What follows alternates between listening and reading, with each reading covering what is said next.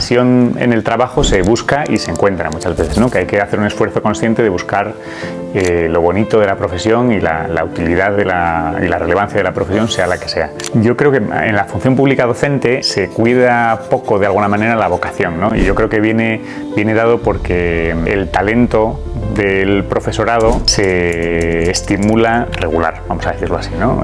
Se cuida poco muchas veces. Hay un atractivo muy grande en la función docente y es que al final tienes el control en las emociones de todas las personas que te están escuchando, y entonces a veces hay momentos mágicos en los que consigues poner en el alumnado que tienes enfrente una emoción en concreto. Hay dos cosas que son muy relevantes cuando se trata de dar clase. Una es la empatía y otra cosa es la actitud, porque tratamos de sacar el talento a personas que han sido rechazadas del sistema educativo, de la ESO en concreto. Es la gente que nadie quiere en sus secundarias, y nosotros les damos la vuelta como un calcetín. Y es más fácil enfrentarse al mundo del emprendimiento si lo haces aquí, en casa, en tu instituto, acompañado por los profesores que te han dado clase, porque de otra manera sería lanzar a ese alumno o alumnos que tuvieran ese proyecto empresarial un poco al vacío y a que se buscaran la vida. A ver, yo creo que el salario no es el punto clave en porque hay otra manera de incentivar a las personas más allá del salario, pero sí que es cierto que no hay una evaluación de la función docente, ¿no? En otros países, por ejemplo en Estados Unidos, todos los profesores, sean de donde sean, reciben una evaluación a final de curso, y es una evaluación relevante. Sobre la inteligencia artificial, vi el otro día que empezaban a ofertar ahora cursos de inteligencia artificial y es un recurso interesantísimo yo creo que para todas las profesiones, y para los docentes también lo es. Vamos, es un cambio que nos va a tocar afrontar, igual que lo fue Internet o otros parecidos. ¿Qué características debería de tener un buen docente para poder llevar su profesión al máximo nivel? La tengo clarísima. Es un lugar muy común, pero bajo mi punto de vista mucho más importante que la experiencia como docente, mucho más importante que la competencia técnica. Hay dos cosas que son muy relevantes cuando se trata de dar clase. Una es la empatía, y otra cosa es la actitud. Es decir, un buen profesor que tenga una competencia técnica enorme, sin empatía, sin ser capaz de ponerse en el lugar de la persona que le está escuchando, suele terminar mal. Y de la misma manera, no me preocupa nada porque he tenido compañeros que tenían cero experiencia en el aula. Cuando verdaderamente entiendes lo que sucede en un aula y lo que hay entre manos, como decíamos antes, esos profesores en 2 días se convierten en verdaderos cracks. O sea que al final no es la experiencia ni la competencia técnica la que forja un buen profesor, sino la actitud y esa mirada de la que hablábamos de saber lo que tenemos entre manos, ¿no? Que a veces es más potente que cualquier otra cosa. ¿Quiere decir esto que puede ser un incompetente o no tener competencia técnica? Desde luego que no. Estamos formando gente que luego va a ir al mundo profesional a ganarse la vida y a tener profesiones. Entonces la competencia técnica es imprescindible, pero no es condición sine qua non para ser un buen profesor, y sin embargo la empatía y la actitud sí lo es. Uh-huh.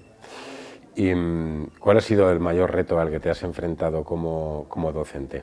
Pues yo tengo debilidad por un nivel de formación profesional que es la formación profesional básica. Entonces es un nivel de formación pues muy característico, es un poco asistencial, un poco modo ONG, entre comillas, porque tratamos de sacar el talento a personas que han sido rechazadas del sistema educativo, de la ESO en concreto. Es la gente que nadie quiere en sus secundarias, y nosotros les damos la vuelta como un calcetín. O sea, les sacamos el talento que tienen dentro, que lo tienen, y que no son conscientes de que lo tienen. Entonces te diría que ese camino está lleno de retos. No es un camino fácil, tiene pasos adelante y muchos pasos atrás. Hay poca sensación de avance, pero cuando miras en el largo plazo, el efecto transformador del que hablábamos es alucinante, porque realmente es gente que no tiene expectativas y no tiene posibilidades, y los mueves hacia un lugar en el que de repente se comen el mundo, han trabajado en empresas, tienen la posibilidad de seguir formándose en un ciclo de grado medio. Y en ese camino, que ahora suena muy bonito, está lleno de retos, porque al final detrás de cada fracaso académico siempre hay una historia personal compleja.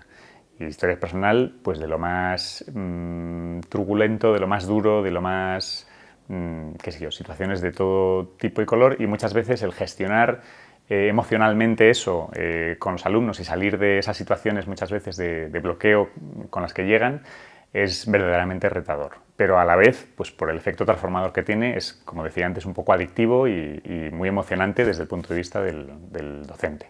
Muy bien, porque ¿qué herramientas utilizas con estas personas en concreto? Hemos hablado antes fuera de cámara que me ha sorprendido, porque cuando hay centros que se están planteando incluirlo dentro de su plan estratégico, como hace poco hablando con un centro de País Vasco, vosotros el tema de las emociones lo lleváis practicando mucho tiempo, ¿no?